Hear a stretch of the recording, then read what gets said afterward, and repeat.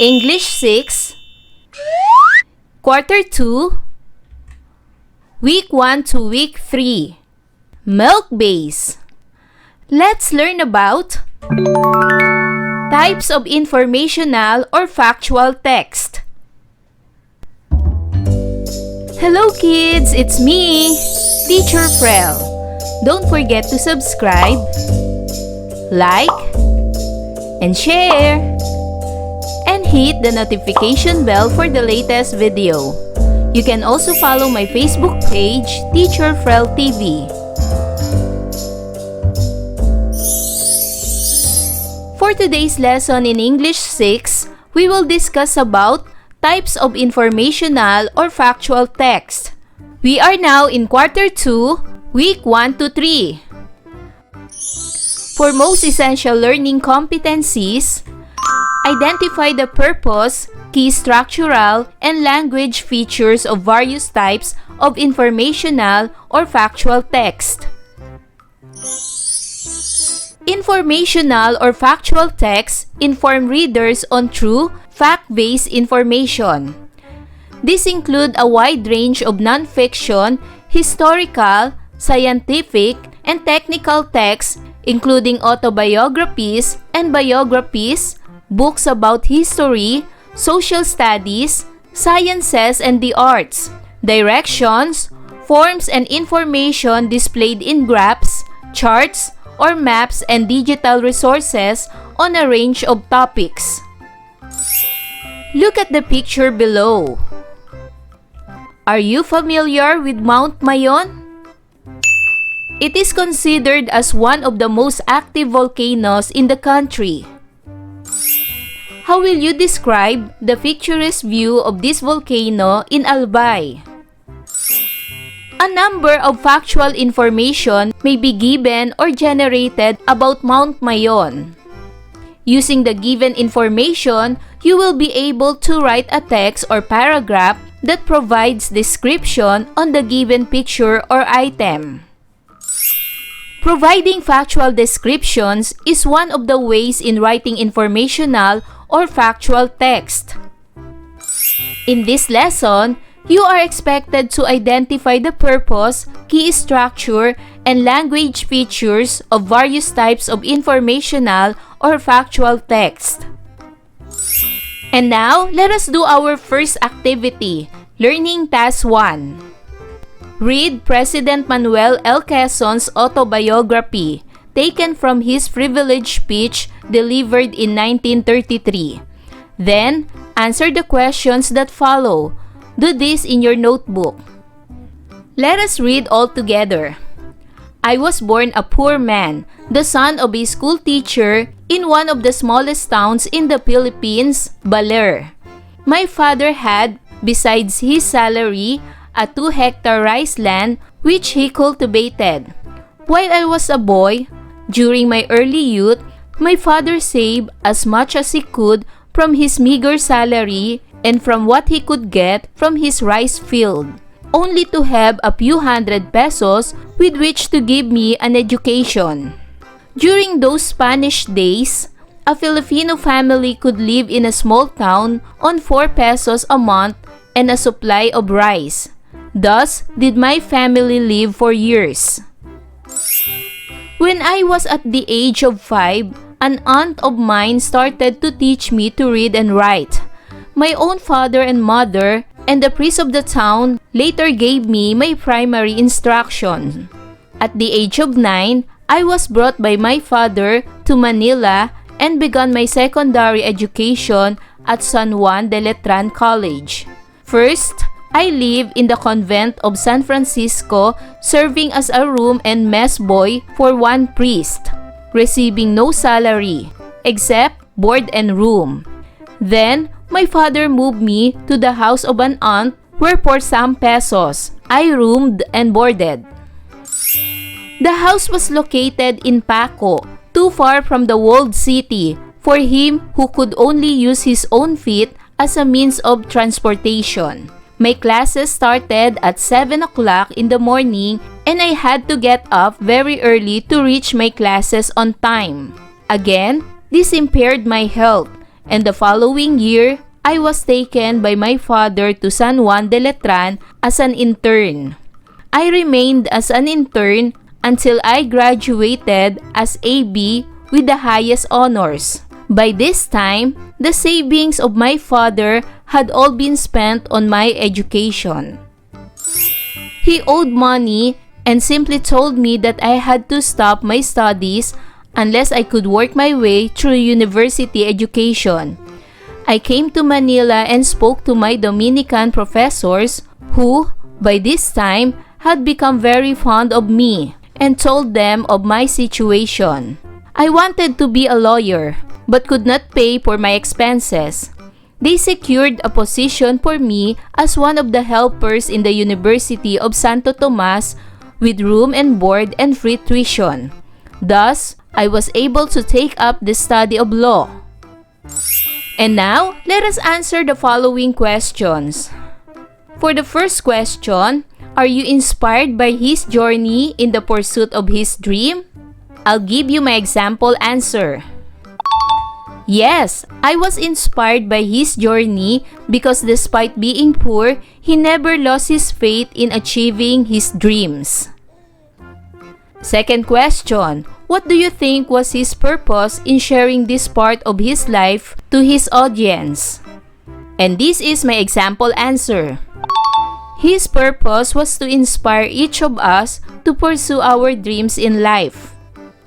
And for the third question, how did his story affect your personal views about your studies and your dreams? Here is my example answer.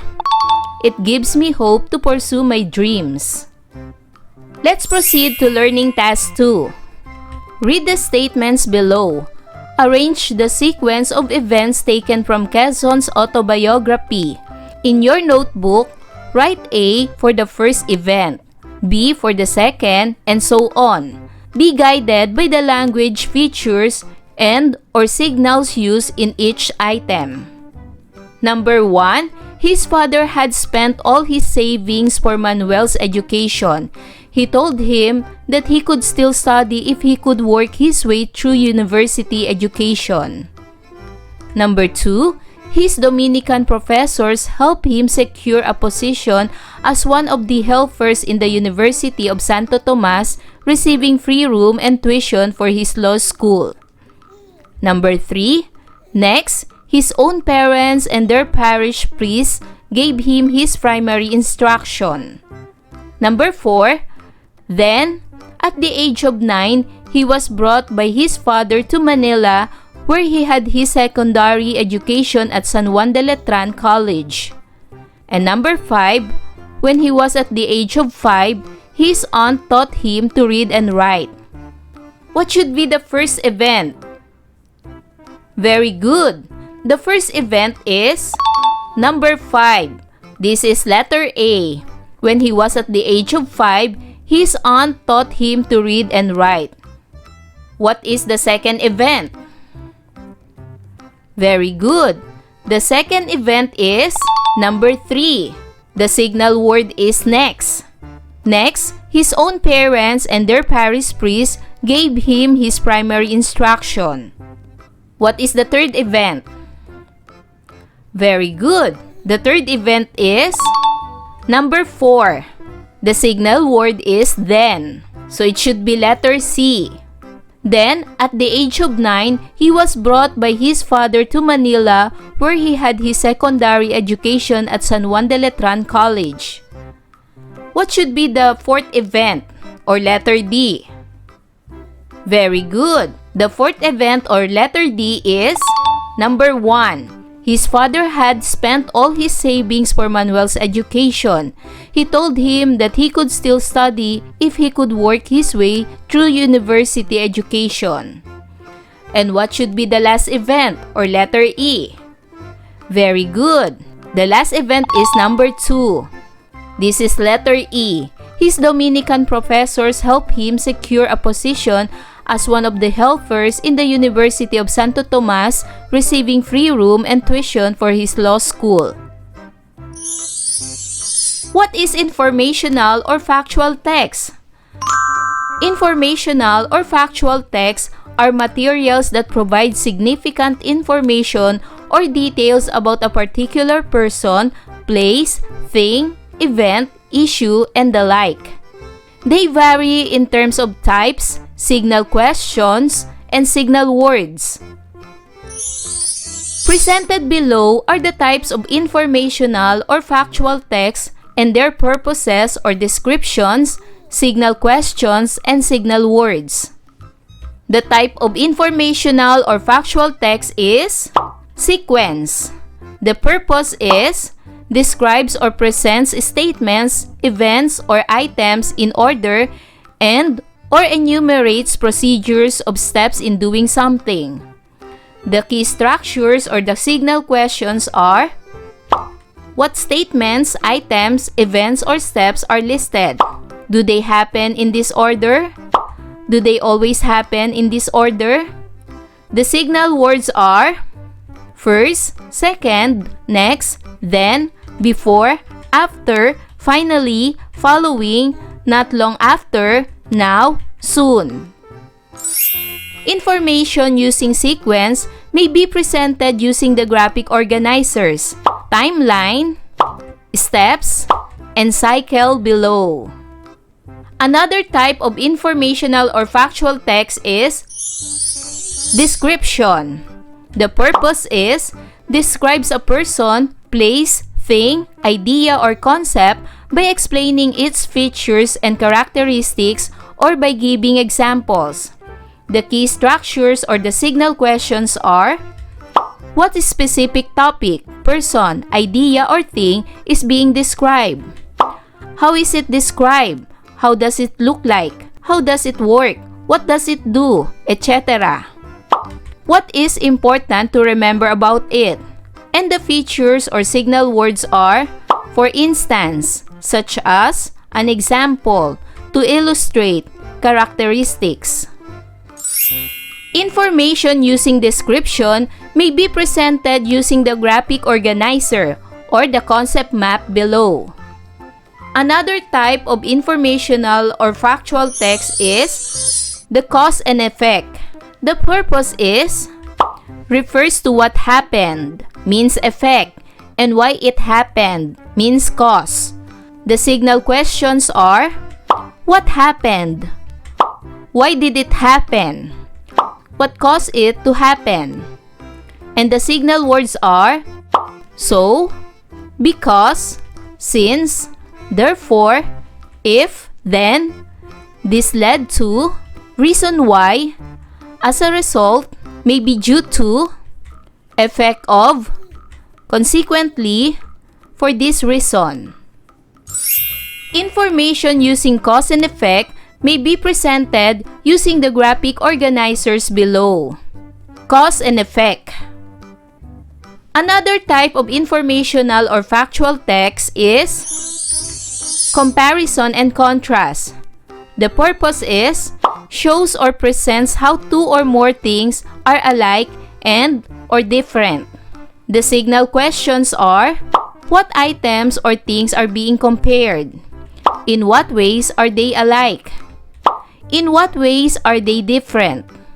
The signal words are same as, similar, alike, as well as, not only but also, both, instead of, either or, on the other hand, different from, as opposed to.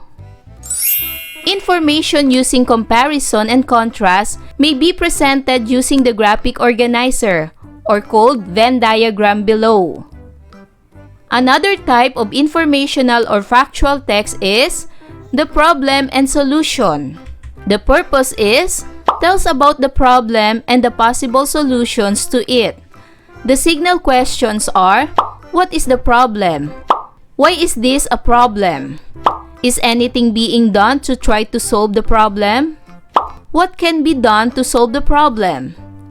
The signal words are: question is, dilemma is, the puzzle is, to solve this, one answer is, one reason for the problem is. Information using problem and solution may be presented using the graphic organizers below. now, let us do Learning Task 3. Read and analyze the text below. Complete the table by identifying the types of text, their purposes, and the signal words used. Do this in your notebook. Number 1. Let's read the text. All crocodilians are reptiles with long snouts, long tails, 4 short legs, tough skin, and sharp teeth. Members of the crocodilian family include alligators, crocodiles, caimans, and gabials. Crocodilians live in warm weather throughout the year, and they spend part of their time in the water and part of their time on land.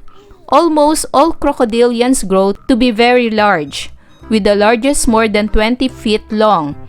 There are 2 kinds of alligators, 14 kinds of crocodiles, 8 kinds of caimans, and 1 kind of gavial.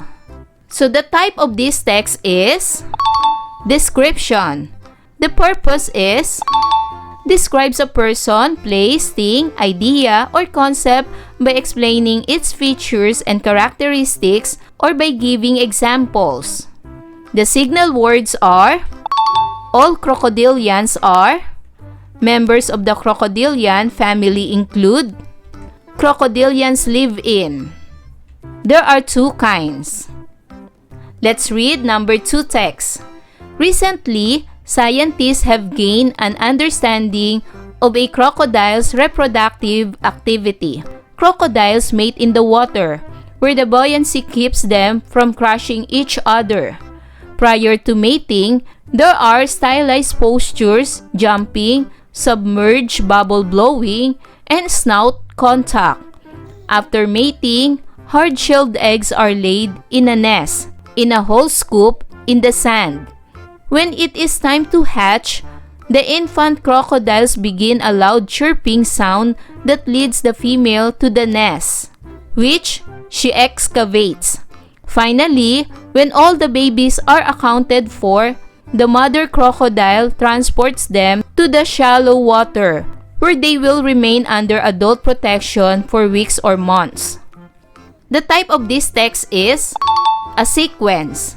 The purpose is describes or presents statements, events, or items in order and or enumerates procedures or steps in doing something.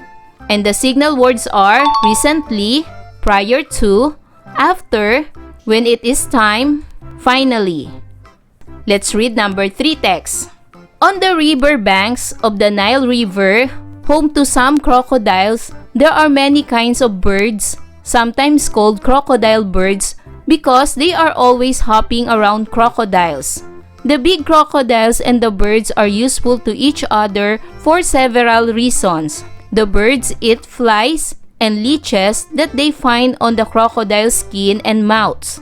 In this way, the birds get a good meal and the crocodiles get rid of the leeches and flies. Sometimes, an enemy frightens the birds who scream and fly away. As a result of the noise, the birds give the crocodiles a warning of danger. So the type of this text is cause and effect. The purpose is refers to what happened, means effect, and why it happened, means cause. And the signal words are because, for several reasons, as a result. Number 4. In most parts of the world, there are not as many crocodiles as there used to be. This is a problem because crocodiles are becoming endangered and also crocodiles are necessary to the balance of nature. Many crocodiles have died because people dried up the swamps and marshes where the crocodiles live. Poachers have also contributed to the dilemma as crocodiles have been desired for their strong, smooth, leathery skins. In order to preserve these mighty creatures, people must take care of crocodiles' environment and help put a stop to the needless shooting of these animals. The type of this text is problem and solution. The purpose is tells about the problem and the possible solutions to it. And the signal words are problem and dilemma. And for number 5, Alligators and crocodiles, along with their relatives, the caimans and the gabials, are very much alike. These crocodilians are reptiles with long snouts, long tails, 4 short legs, tough skin, and sharp teeth. There are some differences. However, gabials have the longest snout and the most teeth. Some people say that alligators and crocodiles differ in the shape of their snouts and the positioning of their teeth. Zookeepers say that crocodiles move faster than alligators and have nastier dispositions. The type of this text is comparison and contrast. The purpose is shows or presents how two or more things are alike and or different. The signal words are along with, alike, differences, differ. And now, let us proceed to learning task 4. Read the text and complete the table below. Then convert the details of the given text into a diagram using appropriate graphic organizer. Do this in your notebook.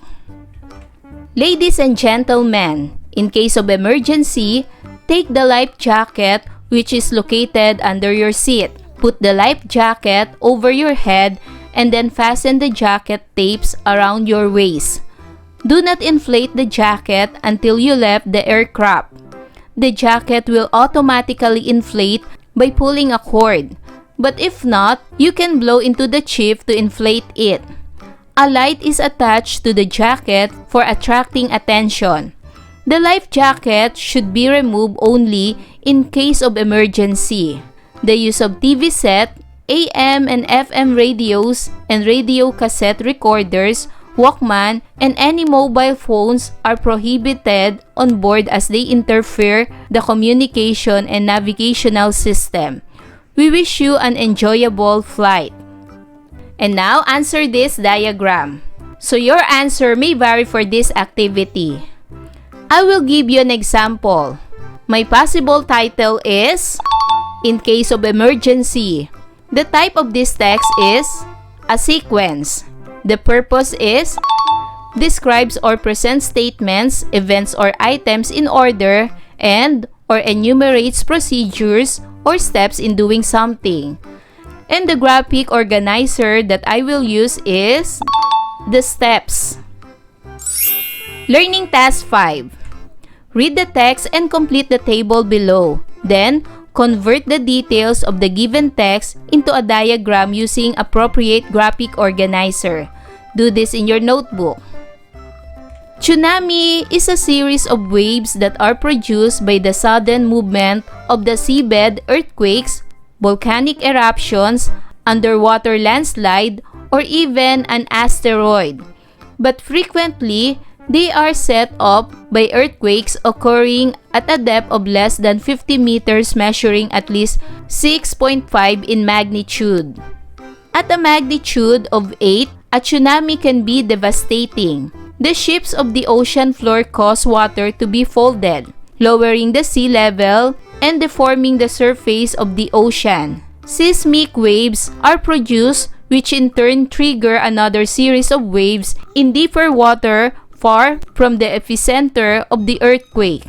The tsunami reaches a few thousand centimeters, but its height increases as the bottom of the ocean floor rises. In extreme cases, the waves take on speed of 500 to 800 kilometers per hour when the water is very deep, decreasing in speed to about 20 or 30 kilometers per hour as they approach the coast.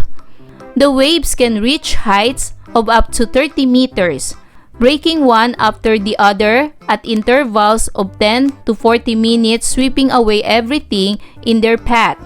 Tsunami, which is a Japanese word for harbor wave, occurs mainly in regions of strong tectonic activity. I'll give you my example answer. The possible title is The Effect of Tsunami. The type of text is cause and effect. The purpose is refers to what happened or effect and why it happened or cause. The graphic organizer that I will going to use is this. Using any available reading materials at home as sources of various information, read different informational or factual texts that show sequence, description, cause and effect, problem and solution, and comparison and contrast. Then complete the table below. Do this in your notebook. So for this activity, kids, you have to read different informational or factual texts that show sequence, description, cause and effect, problem and solution, and comparison and contrast. I know that you can do this well, kids. The type of text that you are going to read is the sequence. Write the titles, the purposes, and the signal words. Description. Also write the titles, purposes, and signal words. Cause and effect. Write the titles, purposes, and signal words. Compare and contrast. Write the titles, purposes, and signal words. And problem and solution. Write the title, purposes, and signal words. And for the last activity, paste or draw a picture of your favorite place. Then write a 5-sentence paragraph indicating the factual description of your chosen place. Do this in your notebook.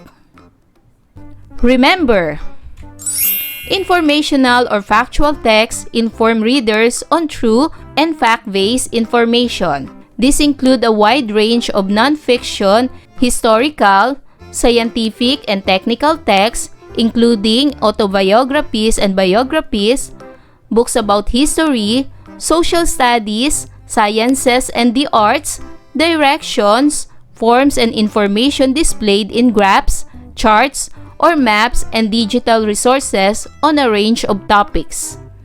So kids, do you understand our lesson for today? Wow!